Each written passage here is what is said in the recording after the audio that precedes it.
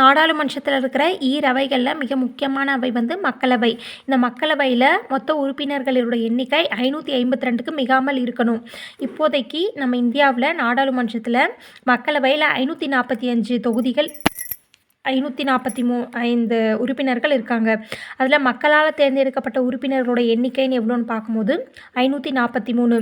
272 தொகுதிகளில் வெற்றி பெற்றவங்க ஒரு கட்சி சேர்ந்தவங்களாக இருந்தால் அந்த கட்சி பெரும்பான்மை பெற்ற கட்சின்னு அழைக்கப்படுது.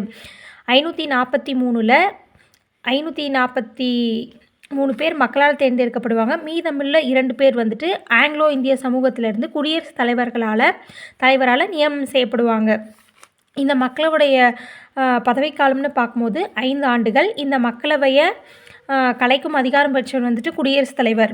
இதில் ஆளும் கட்சிக்கு நம்பிக்கை வாக்கு இருக்கும் வரைக்கும் இந்த கட்சி வந்துட்டு ஆட்சியில் இருக்கும்.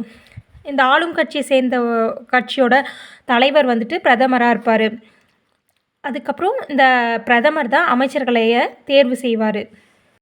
இந்த மக்களவையில் மொத்தம் நான் சொன்னேன் இல்லையா, 552 உறுப்பினர்களுக்கு மிகாமல் உறுப்பினர்கள் இருப்பாங்க. இந்தியாவில் 545 பேர். அதில் 543 பேர் வந்துட்டு மக்களால் தேர்ந்தெடுக்கப்படுகிறாங்க. மீதி 2 பேர் நியமன உறுப்பினர்கள். இந்த 552ல் மாநிலங்களின் 530 பிரதிநிதிகளுக்கு மேல் மிகாமல் 2 ஆங்கிலோ இந்திய உறுப்பினர்கள் 2 பேருக்கு மிகாமல் இருக்கணும்.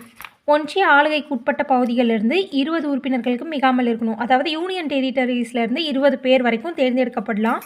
மாநிலங்களில் 530 வரைக்கும் தேர்ந்தெடுக்கப்படலாம். மாநிலங்களோட தலைவர் யாருன்னா சபாநாயகருக்கு தான் ஒரு மசோதா நிதி மசோதாவா சாதாரண மசோதாவான்னு சொல்லிட்டு தீர்மானிக்கிற அதிகாரம் இருக்குது.